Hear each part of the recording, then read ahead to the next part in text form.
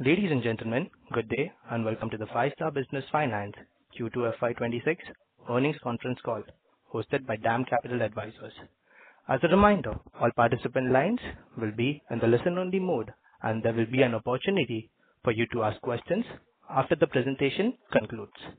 Should you need assistance during the conference, please signal an operator by pressing star, then 0 on your touchtone phone. Please note, this conference is being recorded. I now hand over the conference to Mr. Sanket Chheda. Thank you and over to you, sir. Yeah, thanks. Hi and very good evening to all of you. We have with us the management of 5-Star to discuss their Q2 results and outlook thereafter. We have with us Mr. Lakshmipathy Deen, who is the Chairman and Managing Director, and Mr. Srikanth Gopalakrishnan, who is Joint MD and CFO. Without further ado, I'll hand the call over to Mr. Lakshmipathy for their opening remarks, and then maybe we'll follow up by question and answers. So over to you, sir, Lakshmi sir and Srikanth sir. Yeah, thank you, Sanket. Good evening. We welcome all to the Q2 earnings call. As we have updated in the last quarter, we have given a stable performance in the current quarter across various metrics. The downtrend that we witnessed in Q1 has been arrested in the current quarter.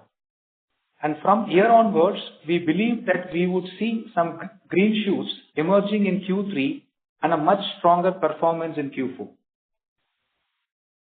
We have taken several strategies and actions towards this across sourcing, credit underwriting, collections, and risk oversight. These are marked out as focus areas for us in the quarters to come. And we believe this will pave the way for building a bigger and stronger portfolio in coming quarters. While our asset quality and credit costs have seen marginal impact in the current quarter as compared to the previous quarter, these still stack up better than many of our peers operating in the small ticket secured and unsecured loan space. As I had said in the past also, we believe that a trend reversal is likely on the horizon and is expected to play out over the next couple of quarters. Our investment in physical infrastructure and people continues, as can be seen from the addition of 33 branches and 769 business and collection officers during Q2. During this quarter, we disbursed rupees 1,196 crores of loans as against rupees 1,290 crores in Q1. And the drop in disbursement can be attributed to the additional controls that have been implemented for the first time during this quarter towards onboarding the right customers. With our system getting attuned to these changes, we should start seeing increase in disbursements and increased AUM growth in quarters to come. Our collections from unique customers and overall collections have remained stable compared to the previous quarter. Collections from unique customers stood at 95.1%, the same as last quarter, and we have seen an improvement in the overall collection efficiency, which went up from 96.3% in Q1 to 96.7% in Q2. These metrics shows early signs of revival, though in a gradual manner. During this quarter, we availed incremental debt of rupees 1,068 crores, and the cost of incremental debt came in at 8.56%, which is marginally lower than the cost of incremental debt borrowed during previous quarter. Cost of the funds on the book has dropped by about 27 bps. And given our cost of incremental debt, we should see improvement in the cost of funds for the full year. With incremental yields on assets coming in lower than the book yields, since we are lower our yields in last November, we expect to bridge a good portion of the yields drop through drop in cost of funds We continue to have a robust liquidity on the balance sheet of rupees 2,360 crores. For the quarter, we achieved a PAT of 286 crores, 7% higher as compared to the previous quarter. Even during these extremely challenging times, we have been able to achieve healthy return ratios, as can be evidenced in the increase in return on assets from 7.24% in Q1 to 7.49% in current quarter. An increase in return on equity from 16.57% in previous quarter to 16.91% in the current quarter. I am also happy to inform all of you that we have commenced our housing loan product during this month. The first few logins have come in and in various stages of processing. While this may not have a significant impact on growth for this financial year, this would be a lever of growth for the coming years. We expect to deliver on the guidance for this financial year that we have given you and look forward to the much better and stronger second half of this financial year. Now, let me invite Srikanth to take you through more on other numbers. Good evening to all of you. After a difficult quarter in Q1, when we had met you all post our Q1 results, we had very clearly guided that we expect the second quarter to be a quarter of stabilization. And as we speak, we stand vindicated in our belief. The second quarter has been a stable quarter across various metrics, as Mr. Pati has pointed out. He has touched upon many of the operational metrics. Let me quickly delve into a few of the financial metrics and then open out for any questions that any of you may have. Our yields continue to be around 23.2%. We have had a good drop in the cost of funds, which has come down to about 9.27%. So the spreads have fairly remained constant on a sequential basis at around 13.9%. The NIM again has been consistent on a sequential basis, but obviously NIMs have an impact of leverage getting built up, so it will continue to drop as we go forward and have a good portfolio growth. Our cost to income ex credit cost is largely stable at around 31%.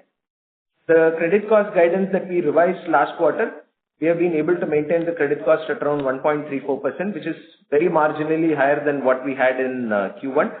So even across asset quality, collections efficiencies, and in the credit cost, we have remained stable.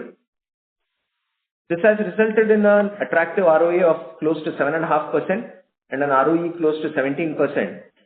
Which are very good numbers given the trying times that we are all in. From a debt perspective, lenders continue to see us as a very strong borrower. So we did avail more than 1,000 crores during this quarter. And during the quarter, we also onboarded JP Morgan, one of the largest banks in the world. And this was for a very sizable investment into our PTCs. Of close to about 650 crores, about $75 million, and at fairly attractive rates. So not just any lenders, but even pedigreed lenders are looking at Five-Star as an attractive destination to lend their monies to. So we should be able to build on this foundation, and which will also aid in our asset growth in the quarters to come. Our collection efficiencies have been largely stable. Unique collection efficiency stood at 95.1, and we saw an improvement in the overall collection efficiency by about 40 basis points. We believe we should see improvements coming in Q3 and hopefully a much stronger quarter in Q4. On the provision coverage ratio, we continue to hold close to 1.9% of provisions on the overall book. While our PCR on the stage 3 assets dropped a little bit, this is purely on account of the write-offs that we have taken. So if you would understand, whenever we take a write-off, these are typically deep delinquent assets on which we carry a much larger provision. So there will be a drop in the provision coverage, but we are still having a very healthy provision coverage on stage 3 at over 45%. And when you compare this with peers in the industry, this still stacks up as one of the high numbers. On the profitability side, we had a good quarter.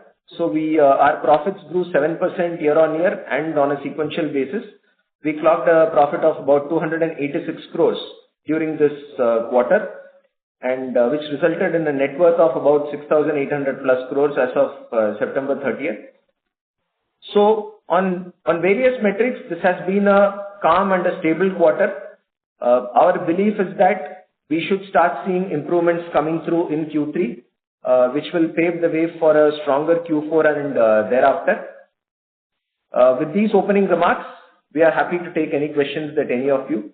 Over to all of you for any questions. Thank you very much.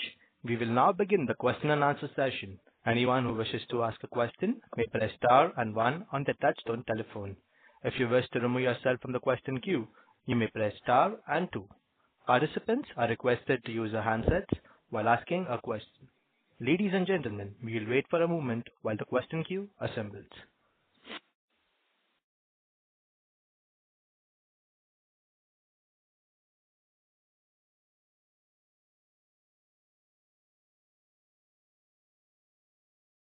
First question is from the line of Renish from ICICI. Please go ahead. Yeah. Hi, sir. Am I audible?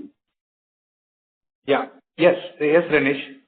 Yeah. So, sir, 2-3 questions from my side. So one on this early bucket pool, right? So 30 plus has again gone up to sort of more than 12%, this highest since COVID. So how do you see the early bucket moving going ahead? I mean, obviously you did mention about tightening credit filters, etc. But do you see any green shoots in October or I mean, any early sign of early bucket pool softening down going ahead? Renish, our thought process is going forward, at least for the next 3 to 6 months, we don't want any buckets to bulge up. So we want to bring in a stable performance across all buckets. So that's our prime focus. If you see unique customers at 95.1%, that means there will be some slipperages from current to arrears. So that is inevitable. Right. We are trying to arrest that in this quarter. Hopefully, I'm seeing this quarter the focus will be more on current customers, not much slipperages from current customers. Eventually, this 30 bucket will start stabilizing and coming down. Okay. I mean, so basically what you're trying to say is the current focus is containing flow forwards in the already delinquent pool, and the early bucket pool, might start improving after a couple of quarters. Is that what you are trying to highlight? From this quarter onwards is what I'm trying to say. What you said is right. From this quarter onwards. Okay. And sir, my second question is around this, disbursement run rate, right? I mean, last year or so, we have added almost 140 branches, added more than 2,500 people. But disbursement has been, little curtailed. I understand that we have been very guarded when it comes to sourcing new customers, etc. But when do you see the disbursement run rate, start picking up meaningfully? I mean, when do you see the infrastructure which we added in last year or so start generating business? See, as I said in my opening remarks, we have brought in the underwriting tightness and risk oversights by creating layers before a file even gets into the logging stage. So this kind of controls is very new for our system. We have done it in last quarter. So close to 5,000 officers are there, close to 1,000 BMs are there.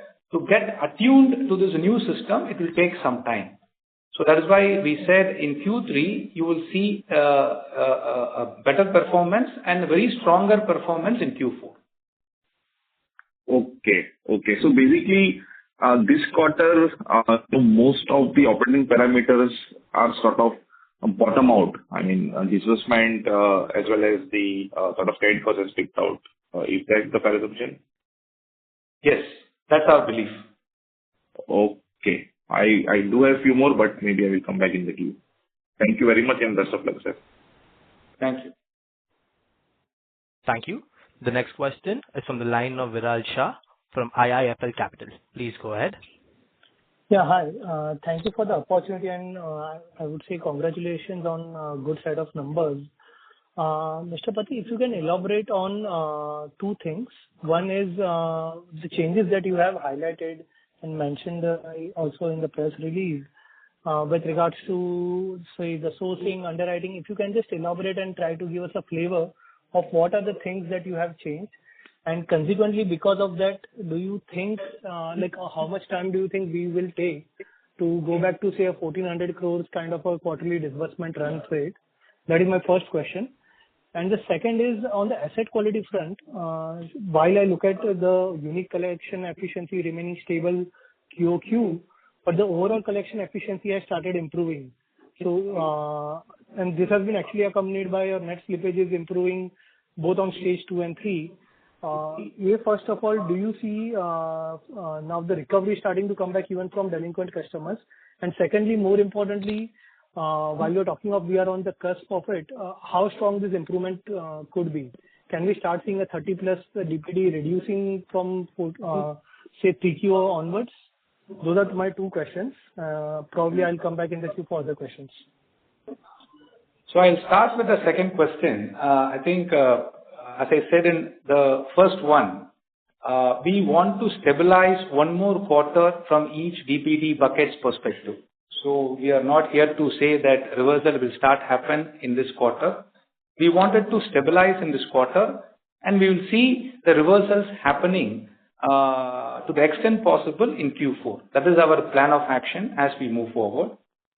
On this, we are putting in collections effort and a legal recovery team. As I mentioned in last call also, a good chunk of legal recovery team is being put in place where they are starting to yield good results. That is why you see whenever a NPA gets closed, you get a lot of arrears coming back to us. That is where you see the collection efficiency has gone up. So the legal recovery team is doing extremely good work, and you see a lot of reversal happening going forward. On the first question on the disbursement side, I think the levels that what we have increased from a supervisory perspective is giving us a good result. Just to share some data, in Q1 we had a 25% rejection ratio, whereas in Q2 we had a 41% rejection ratio compared to login files getting in.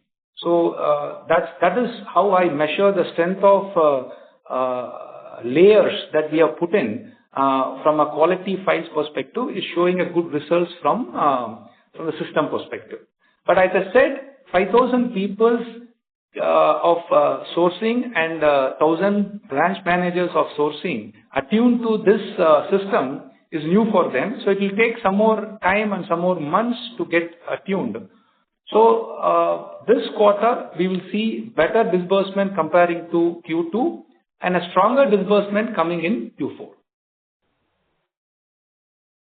Got it, sir. So Thank you very much. Yeah. Sorry. No, Viral, I think Mr. Pati has clearly articulated the changes that we have done. One other thing that we have been highlighting to you even in the past also is the slight shift in focus on customer profile.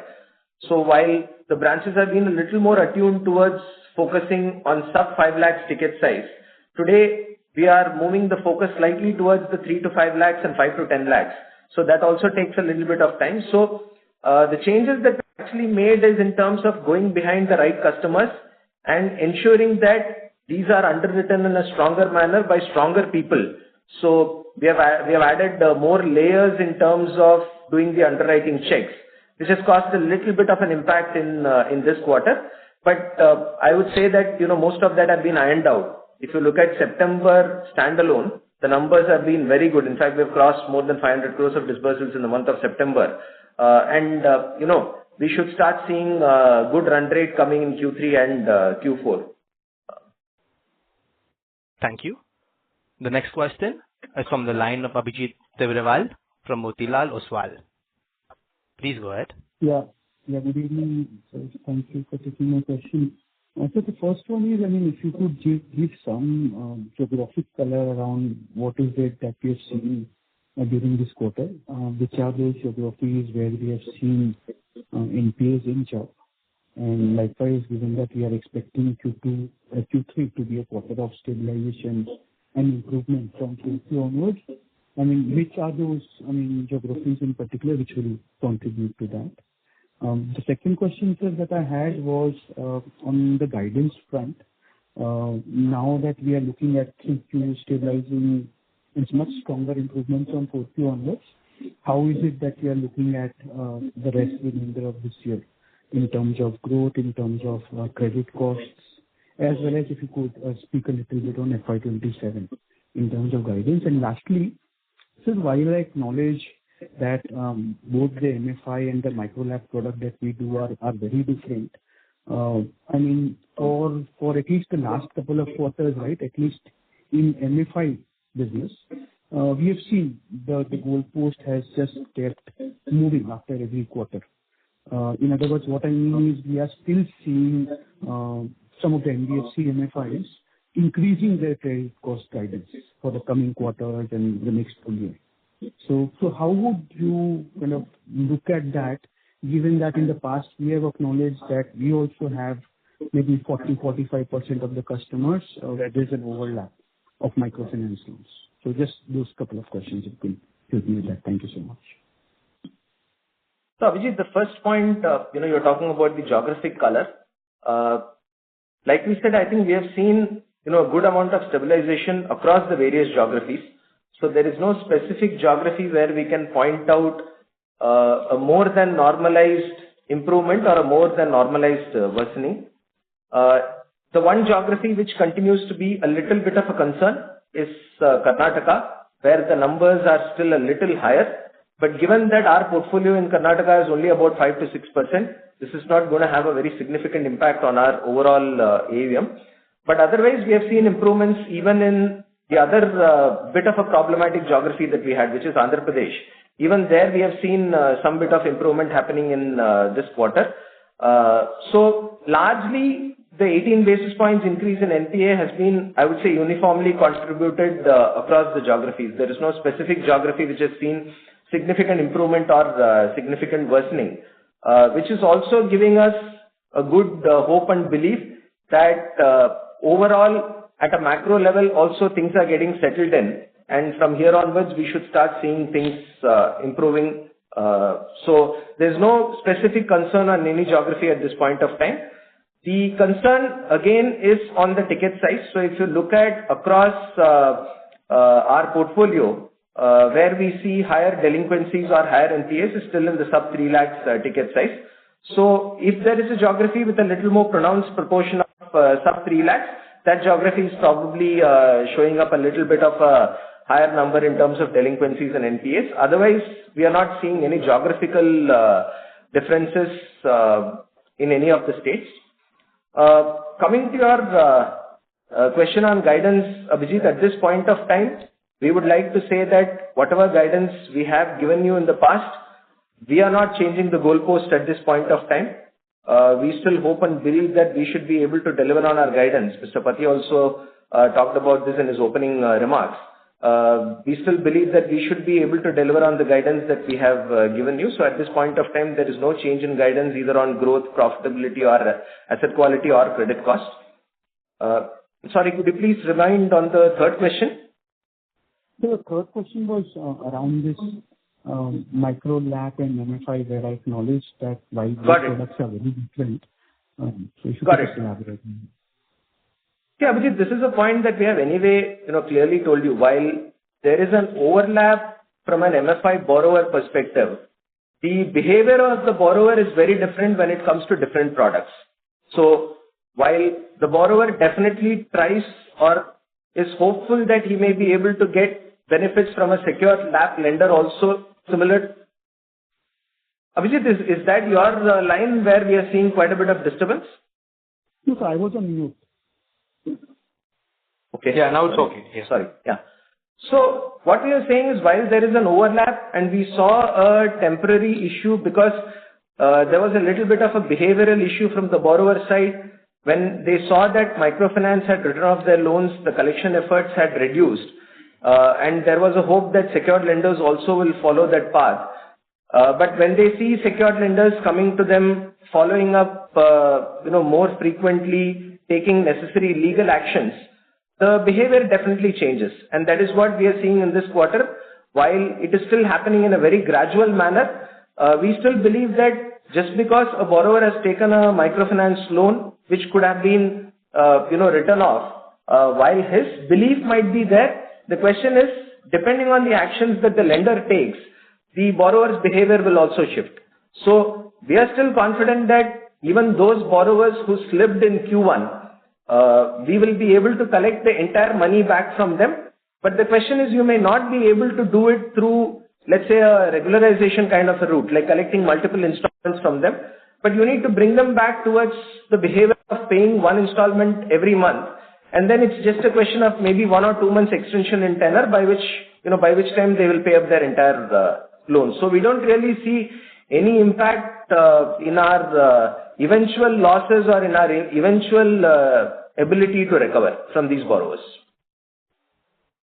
Got it, sir. This is useful. I just wanted to squeeze in one follow-up question. While you said that there is no change in guidance, just wanted to understand from next fiscal year onwards, what should be the steady state credit costs now? So, Vijit, we have told you in the last call itself, the credit cost guidance change, what we said in last call from 0.75 to now it's 1.25 to 1.35 range.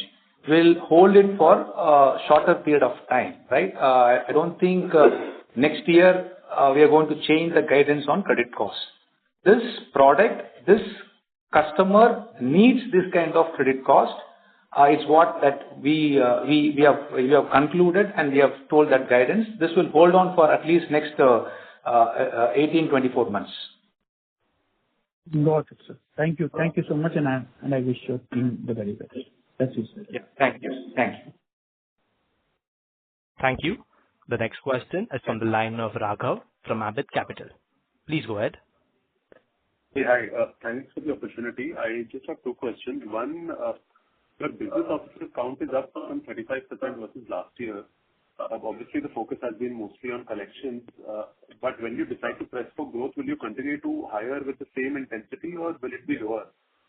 Because even the current the capacity that you are creating can be utilized, for growth. So I just wanted to understand what are your thoughts on this.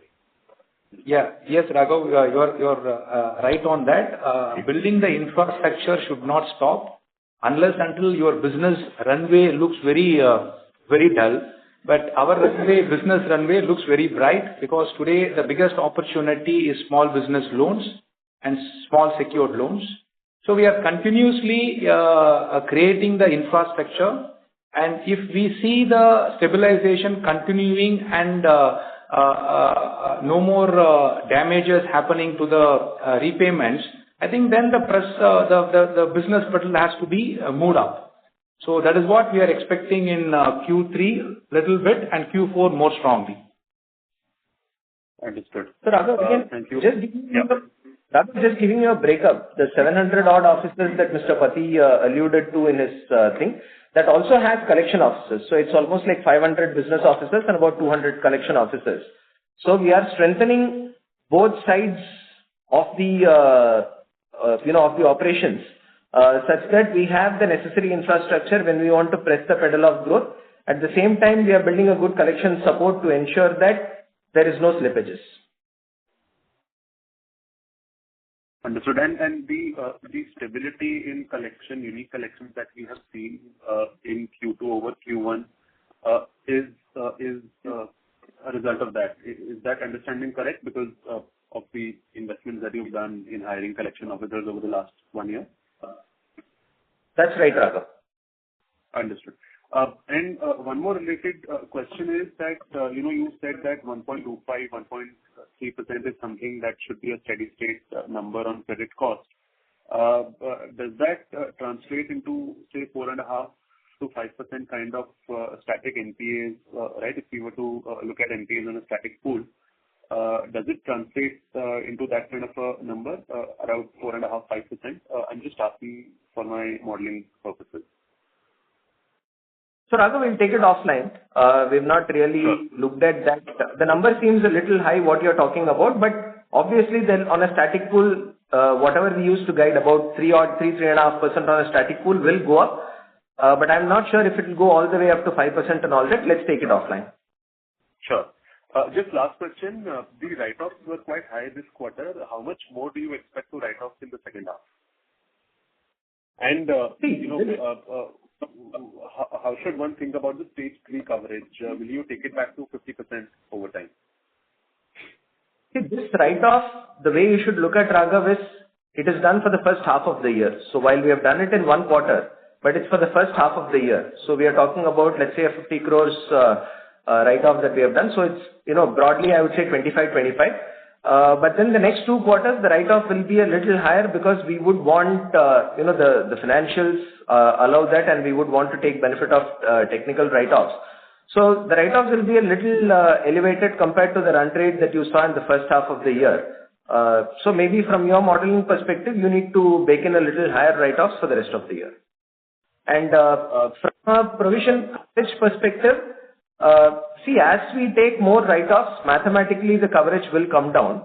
The current regulatory climate is also that they are not really pushing for any specified coverage number on stage 3. So it will largely be guided by our ECL model and our LGDs, which probably should be somewhere around the 40 to 45% kind of a range. So, it is not like we are working with a specified number in mind. It will be coming out of our ECL model. At this point, we don't envisage taking it back to 50% just from a number perspective. But if the model throws 50%, let us say for whatever reason at a later point of time, that's the number it will be. If the model throws, let's say 42%, it will be 42%. Understood. How much write-offs can we build for second half? Are there any numbers? Why don't we just take it offline? Sure. Yeah. Fair enough. Thank you.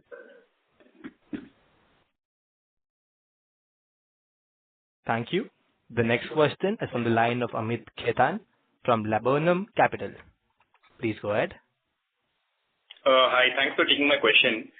So my first question is on OPEX. So if I look at the last couple of years, right, our OPEX to total assets, average assets has been in the 5 to 5.5% range. Now, that was a fairly benign credit environment. Going forward, as you're guiding to higher credit cost as well as, beefing up the collection and legal recovery team, how do you expect this ratio to evolve on a steady state basis? So Amit, this is again something that we've been talking in the past also. So generally, at least for the short to medium term, the guidance continues to stand at about 5 to 5.5%. While we will definitely get some benefit of scale, we will also be upfronting certain investments, in terms of collection support, in terms of technological investments and all that, which will continue to keep the OPEX a little elevated than where we would like to be. So I think you should build in about 5 to 5.5% of OPEX for the short to medium term. Understood. Second question was on the housing product. Can you throw some more color in terms of what is the customer profile you're targeting? What are the yields, ticket size, and geographies that you're currently looking at? So, see, housing product has actually been introduced in some of the safest and the strongest branches of the company. So in about 175 to 200 branches. We are expecting to lend to the same profile of customers, slightly, maybe people whose expectations are a little higher, average ticket size of about 6 to 8 lakhs. Because these are people whose expectations are higher, but maybe the incomes from a LAP tenure perspective don't match up. But given that they are going to be using this money for housing, we are expecting an yield somewhere around 16 to 18% and lending for up to 15 years or so, or maybe beyond that, depending on the requirement of the customer. which will make the customer qualify for, let's say, a 7-8 lakhs kind of a loan. So that's the profile and the product characteristics that we are targeting. Got it. And you intend to apply for a separate housing license, or how should we think about that? Currently, not now. I think there is an echo coming back. Got it. But we would be disadvantaged, right? Because of we can't access NHB housing finance. I think Srikanth has told you from a debt perspective and the pricing perspective, Five-Star is very attractive, and we are able to get the current debt at around 8%. And for the housing, which is a priority sector, we may even target lesser than that percentage, which will argue well for us. So debt and pricing will not be a problem. Got it. Thank you and all the best. Thank you. The next question is from the line of Kunal Shah from Citigroup. Please go ahead. Yeah, thanks for taking the question. So, firstly, when we look at in terms of the number of people, maybe on a quarter-on-quarter basis, there's almost like 1,000 which has got added, particularly in the business and collections. And that too, I would say maybe more on the business side. So is there really confidence with respect to preparing ourselves for the growth? Is that the right observation? Yes, Kunal, you're right. Close to 800 officers have been recruited in last quarter. Out of that, if you see, 600 has gone to business and 200 has gone to collections. A rough figure, right? So this clearly indicates the focus is back on business. When the collection gets stabilized, as I've been saying in the call, you see the pedal pressing for the business, which will happen in Q3 and Q4. Yes, we are preparing for a good business. Got it. And secondly, on account side, is there some rejigging which has happened, or maybe have they been moved to some other place? Because almost like 180, 190 people moving out of accounts. So is it something like maybe they are getting towards the business side of it? Has there been any rejigging? No. So Kunal, what we have done is you would see that number a little more at the operations side. So earlier we used to have an operations officer and cashier. So the number, if you see the drop, will be in the cashier side. So we used to have a cashier and an operations officer in a particular branch. Given that the cash proportion has significantly dropped and the newer branches, the digital adoption has been extremely high. What we are now doing is we are only having one person. So not having two persons for cashier and operations officer separately. We are having a branch support officer. So those have been mapped under operations. So none of the accounts or cashiers people have actually moved to business and all that. They'll be doing both cash receipting in the branches and also doing the operational support for the branches by acting as a branch support officer. Okay, got it. So almost like 190 of cashiers coming off and operations officer going up by almost 150 or so. That's right. Yeah, that's right, Kunal. As you see in our presentation, our digital penetration is moving up from 81% to 82%. Slowly, gradually, we intend to take it to 85%. So the work of cashiers is going to come down as we go forward. So we are deploying them in the operational work. Perfect. Got it. Thank you. Thanks a lot. Yeah. Thank you. Thank you. The next question is from the line of Ajit Kumar from GM Financial. Please go ahead. Yeah, thanks for the opportunity. Just 2 to 3 questions from my side. First, coming to FY26 AUM growth guidance again, which is roughly 25% versus 18% growth currently. Our rate in terms of disbursements become very steep. Almost around 1,800 to 1,900 crores of disbursement per quarter is needed in next 2 quarters versus 1,200 to 1,300 crores of disbursement that we are doing currently from last 8 to 9 quarters. Do you think this kind of acceleration in disbursement in second half is possible? Ajit, if you look at disbursements in Q4 of last year, we were almost at about 1,400 to 1,500 crores of disbursements. So if not for the issues that we probably faced in Q1 and some consequent changes that we have done because of that, we would have been disbursing more around, let's say, a 1,500, 1,600 kind of a disbursal run rate in the first half of the year. So to move towards, let's say, 1,600 to 1,800 is not difficult in the second half of the year. Obviously, the company will keep the the necessary caution in mind before stepping up the disbursals. But our point is, it is not something that is not doable. We have done it in the past, and based on our run rate, we should be able to do that. So it's not an unachievable number, but we'll definitely keep various aspects in mind before pushing the pedal of disbursal. At this point of time, we are not revisiting our guidance on our growth. Sure. And on credit cost, just wanted to confirm again, FY26 guidance is 1.25 to 1.35%, right, as you highlighted just now? Because the last quarter call, credit cost guidance was 1.2 to 1.25. So just wanted to reconfirm credit cost guidance for FY26. No, so Ajit, even last quarter we said 1.25 to 1.3, 1.35 only. So the guidance stands.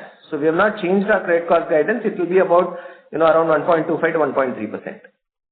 And this is as a percentage of AUM, right? Not as a percentage of assets. No. This is as a percentage of total assets.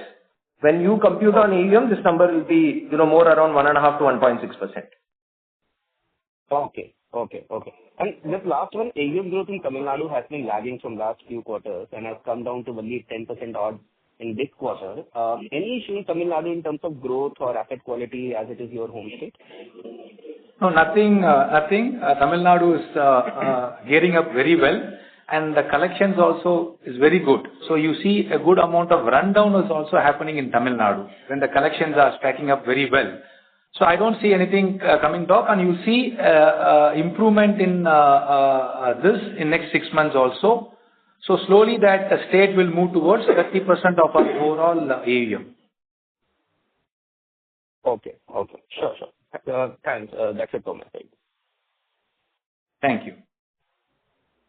Thank you. The next question is from the line of Chandrasekhar from Fidelity. Please go ahead. Hi. Good afternoon. So the yield drop since you've instituted the disbursement cut has almost been 100 bits on the book now. Typically in one particular year, you have about 40-45% is that which has been originated in that year. Now this year, obviously a lesser portion has been originated because disbursements have been slower.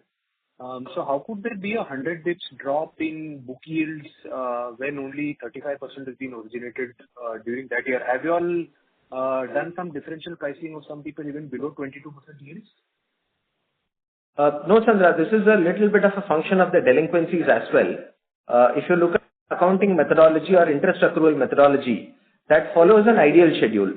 Whereas as per the Indian accounting standards, the unpaid interest gets added back to the principal. So let us say if a customer does not pay, you are accruing or you are charging a penal interest which does not get accrued on books. But what happens is the interest as per the original schedule is the one which is in the numerator, while the denominator, the interest also gets added. So whenever there is a little bit of a delinquency that gets built up on the portfolio, you will see a little bit of yield drop. If you want to look at the overall number, you should probably add the penal interest to this and compute the yields. But even that will be slightly lower because generally the collections itself has been a little muted, right? So it's a function of accounting rather than any further drops that we have done. Understood. But there's been no change. I mean, otherwise you're broadly at that. At about 22%, yeah, 22.5. Understood. Then just, employee cost growth has been 15%, but then the count is up actually 25%. So, what's happening here? How is there such a substantial difference? That's the second one. No, a lot of the growth has actually come in towards the end of the second quarter.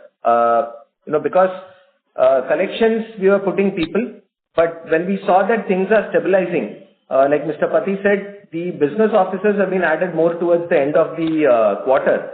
So you're not seeing their costs fully absorbed yet.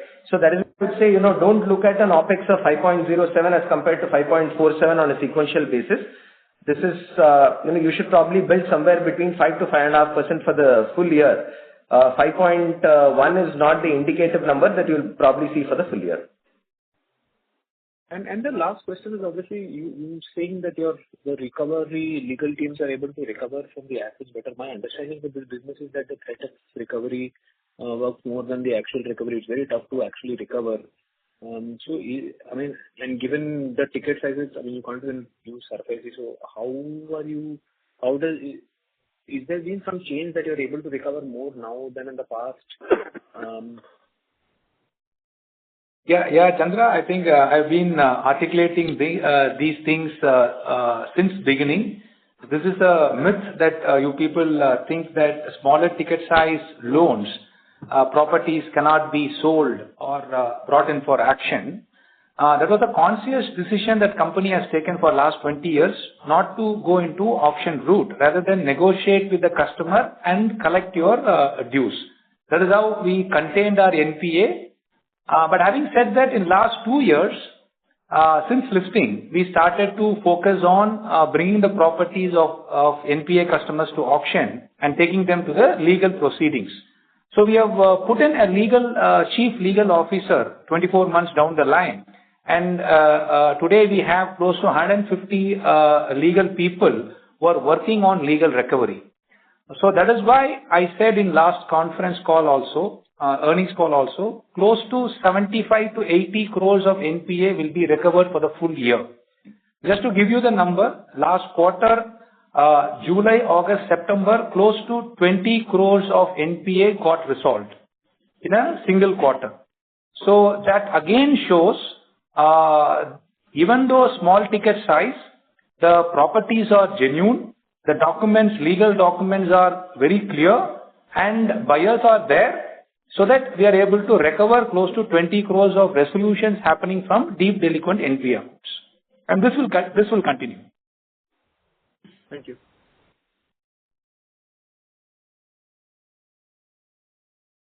Thank you. The next question is from the line of Arvind Ravichandran from Sundaram Alternates. Please go ahead. Hello team, thank you so much for the opportunity and congratulations on the good set of numbers despite a tough environment. Sorry to interrupt. Yeah. So you're quite low. Could you please keep the mic towards yourself and have a louder tone? Yeah, is this better? Yeah, that's better. Yeah, better, please. Yeah. So I just want some clarification in terms of credit cost guidance. We mentioned 125 to 135 bits. Is it on total AUM or on average AUM or like an average total? It's balance sheet assets. Arvind, it's average balance sheet assets, total assets. Oh, okay. Because generally in market, we talk about when we say credit cost, it's usually on average AUM. So that's why there was that's how. So okay. So if we can make clarity on if it is an average advances or average AUM, it would be better, so that everyone would have a clear idea of what we are referring to. That is my request. And Arvind, we'll take a look. Generally, we have all our ratios on total assets, so we don't want to think this as a separate number. But we can give you a guidance depending on how the trend was in the past in terms of how it will look on an average AUM. But we can take it separately. Yeah. And I would like to understand the new housing loans which we are introducing. How are we looking to scale it up? Is it are we looking to make it a 5 or 10% something like that over the next few years? How are we looking to scale up as a percentage of the overall AUM mix over the next few years? If you can give some color on that. It's a little early to speak about going forward. But now, as we have introduced in October month, we have picked up close to 125 to 150 safe locations of 5-star across India, and we have introduced only for those branches. So the logins are coming in, the processing is going up. Maybe in this financial year, we may build up close to 150 crores of pure housing loan portfolio. Translates to 1.5% of our AUM. Going forward, let me give you a good color after 6 months of being in this product, maybe after the March quarter. Okay. Okay. Also, can you just share what was the actual write-offs in this quarter? It's about 49 crores, Arvind. Okay. Okay. Yes. Thank you. If I have any more questions, I will just come back. Okay. Thank you. Thank you. Thank you. The next question is from the line of Rehan Syed from Trinetra Asset Managers. Please go ahead. Yeah. Hello, good afternoon, and thank you for giving me the opportunity. Just I wanted to confirm that my all questions have been answered. So, could you please give me the economics of new branches that you have added in FY25-26 for specifically time to break even and productivity curves related to earlier vintage? So, Rehan, this is similar to what we have been doing in the past also. So every branch typically takes anywhere between 6 to 9 months for achieving a complete break-even. Because they are able to log in, we start with about 5 officers, and each officer logs in about 4 odd files, out of which 3 get converted. So which means it's about 15 files that gets logged in on a monthly basis, which will roughly work out anywhere to about 50 to 60 lakhs. And then when the portfolio reaches about 2.5 to 3 crores, we are able to break even. There are branches which do this in 6 months. There are branches which do this in 9 months. So if you look at it, I think historically we have seen that almost 98% of our branches reach this break-even between 6 to 9 months. There could be some very few outlier branches. Nothing has changed for the newer branches also. Okay. Fair enough, and thank you for the clarification, and good luck for your coming quarter.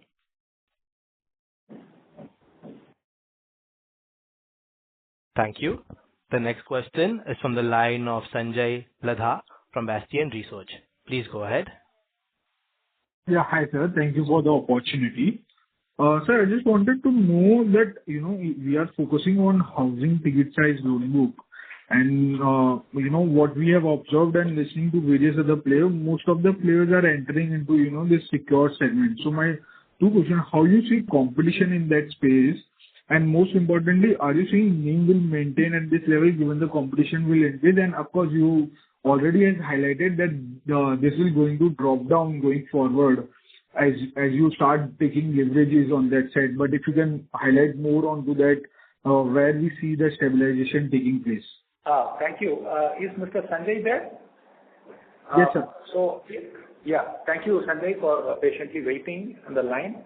As we understood your question, the housing product what Five-Star intend to come in, I think is not comparable with other affordable housing players, because we are not going to be in the ticket size of 10, 15, 20 lakh space. As Srikanth explained in the earlier question, the profile of customers whom we have been dealt for last 20 years, for those profile of customers, we find there is a huge space for the house to be built. So our average ticket size for the housing product what we have built will be around 7 to 8 lakhs. So that is the ticket size and the profile of customers whom we are focusing. We believe the competition is not as intense as it is if you cross about 10 or 15 lakhs. So we will be able to maintain the pricing what we said. That's our commentary as of now. So, but just wanted to take a follow-up on that side. As you rightly said, there would be a yield of 16 to 18% as you alluded. And if my thinking is correct, on 16 to 18 and on lower of the interest expense on that side, you will see some NIM moderation on that side, and that number on ROA will drop out that as well. Is my understanding right on that side, or as a company you are thinking on a different line? So Sanjay, obviously housing is not going to give you the ROA that our current product is giving. This is something that we have been talking about in the earlier calls as well. Housing, we are doing it from a product diversification and from the market being available where there are customers who are currently being excluded from our lending. So we will tap into those customers. It will be a stickier product. It will help us on the balance sheet side. So combined ROA will definitely drop, because on the housing side, we are not expecting an ROA which will be like 7%, 7.5% and all that. Even the current product ROA will compress given the increase in leverage. But put together, we should be able to deliver you a 6.5% ROA. And at a good leverage, if you are able to push it, that should be a attractive ROE for the investors. So yes, combined basis, there will be a compression in ROA, but it will also give a kicker from an ROE perspective. Thank you, sir, for the clarification. So my another question would be, as you know, we are very much focused on secured loan book side. And as I see, we have a very low LTV as well. So we are very much, secured portfolio as we speak. So the stage 1 and stage 2 increasing, and as you rightly alluded in your previous comment, that you will see higher recovery going forward. And in the past also, I've checked your numbers. So at times there is a stage 1 going towards 10, 11 at FY22, but that not reflected into GNPA level. But this time the scenario is something different. So just wanted to know more clarity on that side. What is happening? I understand the dynamic is such where, the numbers are going up, but the previous cycle does not support me and suit me that your numbers are different. So therefore, I wanted to understand your viewpoint on that side. Sanjay, that is the advantage of a secured product. In an unsecured product, let us say a loan flowing into stage 1, 1 DPD or a stage 2. Typically, you will see it free flowing into stage 3 and the recovery will be very low because the ability to recover on an unsecured loan is very less. Whereas in a secured loan, while the customer may slip on installment for justifiable reasons, there may be a good event happening in the family or a bad event happening in the family. Given that this is a strong and an emotionally attached asset, the customer will not continuously keep slipping into further buckets. So which would mean that you are able to control a lot of flows into NPAs. So that is why we have always been saying that our softer buckets will be a little elevated, whereas our harder buckets will be a lot controlled. And that is an experience that the company has been seeing for the last, not 1-2 years, but maybe for the last 2 decades. And that's the nature of the secured loan. Given the nature of the security, you won't see free flows into NPAs. Sir, just a follow-up, and it would be last from my end. So just wanted to understand in the Concall also, in the previous conversations, you have alluded that the asset quality on the GNPA side from 2 to you are expecting from 3.5, and credit cost side has also increased up. But in the past, never has been that happen. So just wanted to understand why this discrepancy now. Is the model is something getting different? So just wanted to understand more clarity on that side. Yeah, Sanjay, our guidance, what we gave, credit cost of 1.25 to 1.35 and NPAs level around 2.25 to 2.5 takes into account because this is the first time we see a over-leverage crisis from a small ticket borrower segment. So the earlier crisis was not done by the lenders. It was being done by the environment and from a government perspective, from demon and COVID. So we were able to come out of that because the cash flows were safer and clearer. Even current scenario, the cash flows are there, but the over leverage has been made a big dent in the repaying capability of the sub 3 lakh segment. So that is why we have revised our guidance from 0.75 credit cost to 1.25 to 1.35 and our NPA sub 2% to around 2.25 to 2.5%, at least for the shorter term. So, and clearly with this kind of yields, you cannot operate for a longer period of time at the credit cost and the NPAs where Five Star was handling in last 10-15 years. Because the competition is also going up in the segment, people lend more, and so you have to be adjustable according to the environment. That's why we changed our guidance in credit cost and NPA from last quarter onwards. So thank you so much for the clarity. All the best. Thank you. Yeah, thank you. Thank you. The next question is from the line of Bunty Chawla from ASK Wealth. Please go ahead. Thank you, sir. Thank you for giving the opportunity, and congrats on a good set of numbers. Just one clarity, FY26 AUM growth still stands at 25% for full year, right? Yeah. We expect to deliver that. Okay. Secondly, on the spreads per se, as you have said, now we are focusing more on higher ticket size customers where the yields are a bit low. So going forward, the yields, as we have seen in last 5-6 quarters, it has come down to 13.9% kind of a thing. What should be the sustainable run rate when we are focusing on higher ticket size loans? You are talking about spread, not on yield? Yes. So yes, spread. Yeah, spread will be about 13 to 13.5% on a steady state. Okay, 13 to 13.5%. Although we are still having a chance to decrease the cost of borrowings. We have a space for that. But there will be a little more compression in yield also as the loans keep building up. Because today we are onboarding loans at 22.5%. So it will come down more to around 22.5 to 23.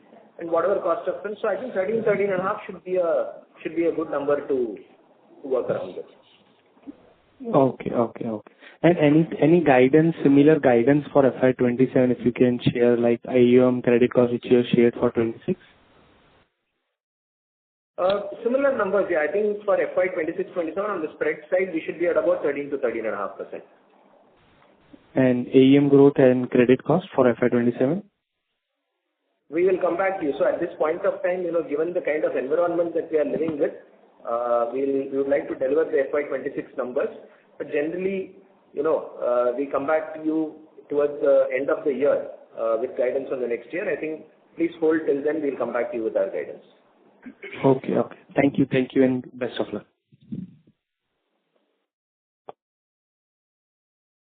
Thank you. The next question is from the line of Abhishek Gulati from AG Wealth. Please go ahead. Hi, am I audible? Yes. Yes, sir. Yeah. Actually, I was observing the numbers of other lenders in the same regions that are doing asset-backed lending. However, they're reporting a bit of a strong asset quality and a loan book growth. So could you highlight, is it the case with us, or as we are also doing asset-backed lending, so in that, don't we add that thing that the person is having a more MFI exposure, we should be lending less to them? So have we added these checks now, or we were missing them previously? So we have always had these checks. So when we are lending the loan, we look at all the borrowings that he has taken. We look at his leverage. We knock off all those obligations, and go with a conservative debt burden ratio of 50%. But what has happened is, post taking our loan, if he has gone and leveraged himself more by taking more from MFIs for whatever reason, they have been giving the loan to him. Now, how do you control that? So the question is not about us not having those checks. The checks have been existent for the last 10-15 years when we have been operating in this. It is just that post taking our loan, there have been more leverage that the customer has borrowed. Today, that is something that you can't do anything, right? But we ensure that through the security, we have the priority on the customer repayment. So he will typically pay us rather than paying a microfinance customer. Understood. Now, in the Q2 FY26, 2-3 microfinance companies, those who have come up with the results, they are highlighting in their conference calls as well that the asset quality is improving, and in future it will keep on improving from here on. So also, are you witnessing the same trend in the MFI borrowers as your borrowers are having that loan as well? So witnessing that the things are gradually improving in the MFI category as well? We are seeing this across the board. So it is not like an MFI category is improving or a non-MFI category is deteriorating. The good part is, yes, on the MFI category, maybe the over leverage is not getting built up. On the non-MFI category also, things are looking up, which is why we have been able to deliver a stable quarter in Q2. And you will see improvements happening from here onwards. Understood. That's all from my end, and hope things should improve from here on for us as well. Thank you. The next question is from the line of Madhu Kadhania from Nuvama. Please go ahead. Yeah, hello. My first question is on credit cost again. So in terms of your guidance, the credit cost guidance will stay here as in at 1.25 to 1.35 for 18 months. That's because of the below 3 lakh segment or just because of the earlier strong growth which leads to the seasoning of the book? So on account of two reasons, Marut. One is because of the sub 3 lakh segment, which is still undergoing some bit of a stress. So it's not going to come out in a hurry. The second reason, I think a few minutes back, Mr. Pati was also taking that you cannot keep putting undue stress on these borrowers or on our staff to ensure that there will be no flow forwards or the unique customer collections will be at a very, very healthy level.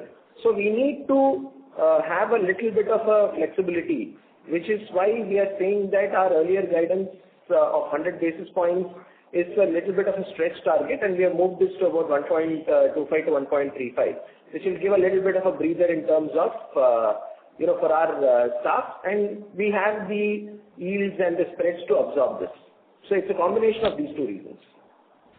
Got it. And just in terms of growth accelerating in the second half and then even more in FY26, do you see any green shoots for growth, or was there some growth that you were earlier avoiding and now you feel more comfortable doing?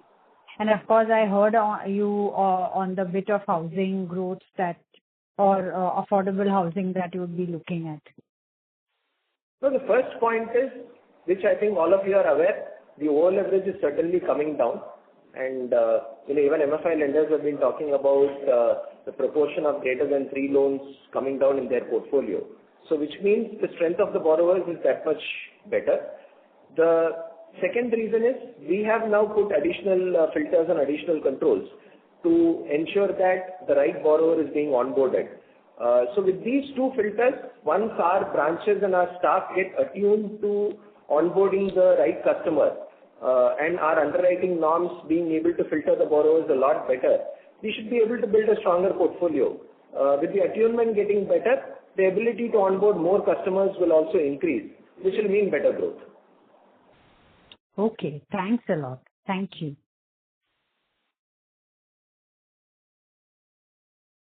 Thank you. The next question is from the line of Siraj Khan from Ascendancy Capital. Please go ahead. Thank you for the opportunity and a good set of numbers. Hopefully, I'm audible.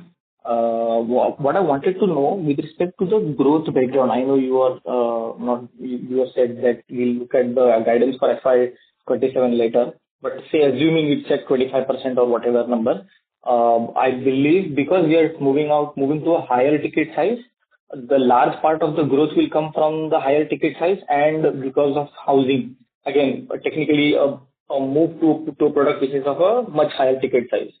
So a large part of the growth will be driven by ticket size improvement. Will that be correct understanding?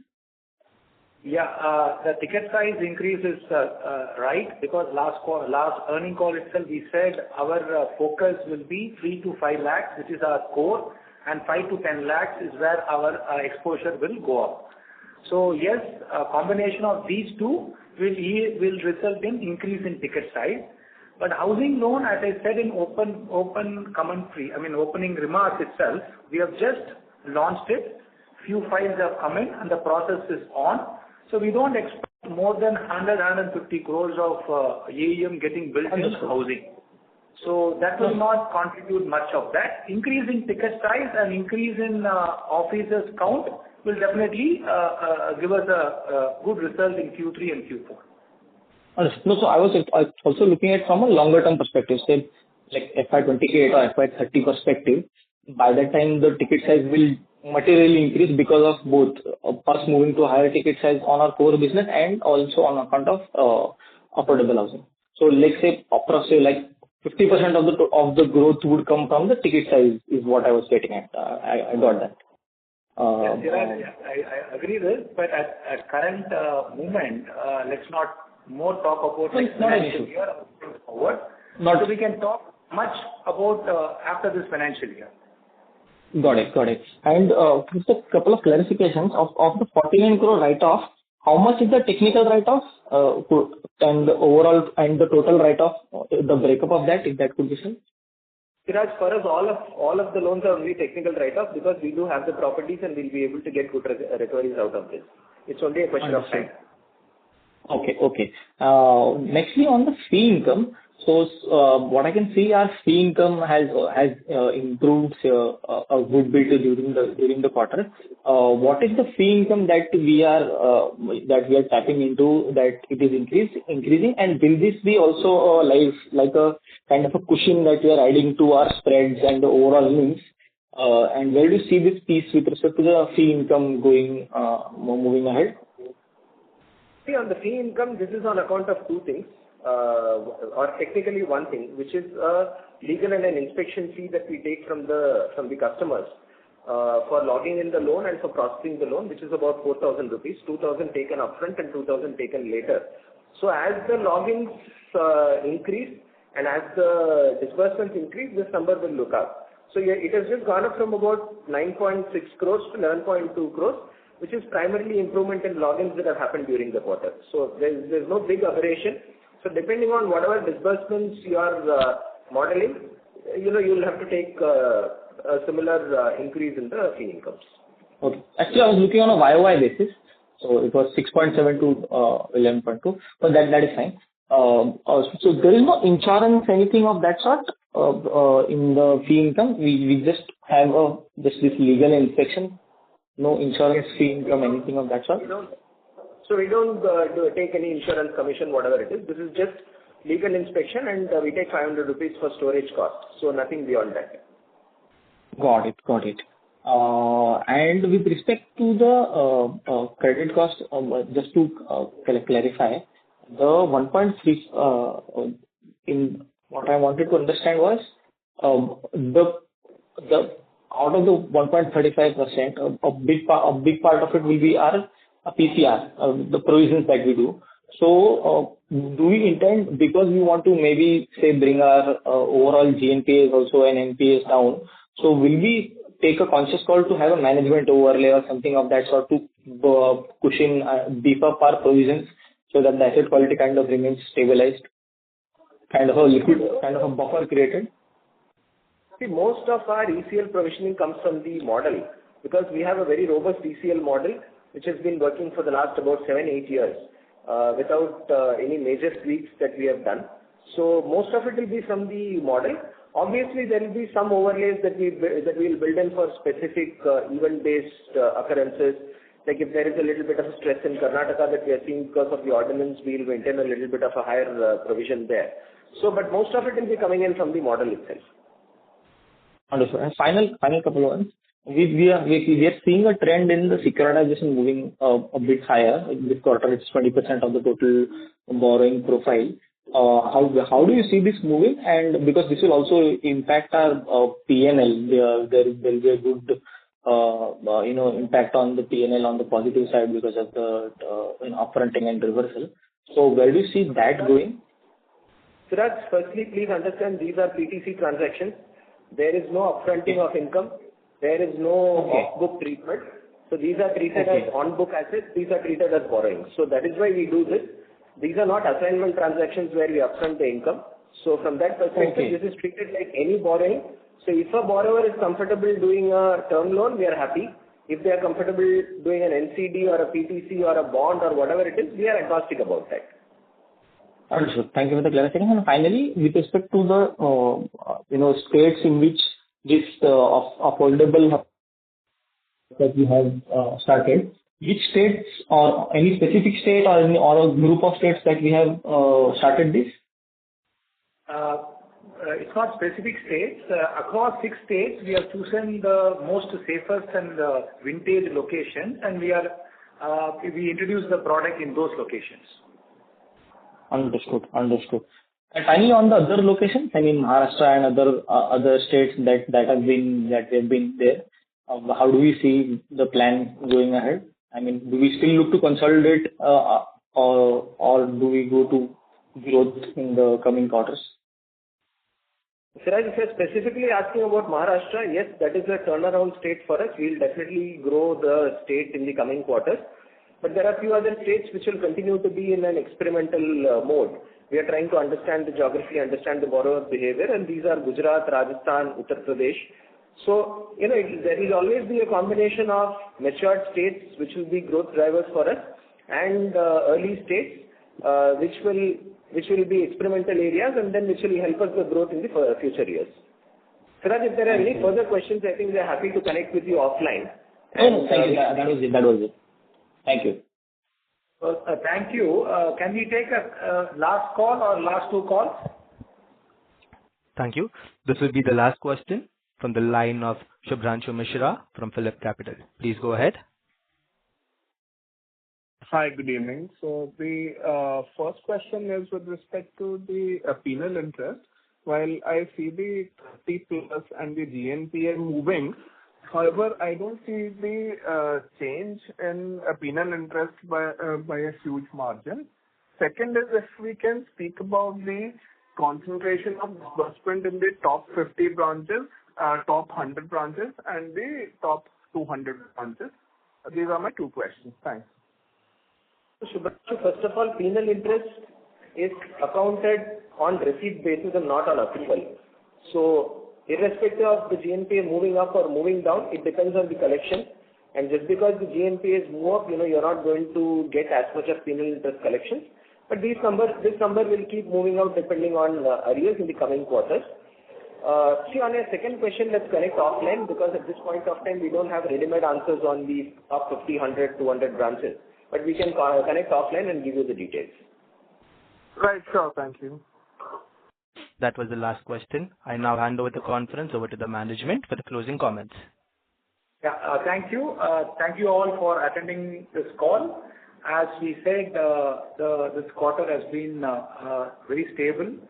And going forward, Q3 and Q4, we expect that growth will come back.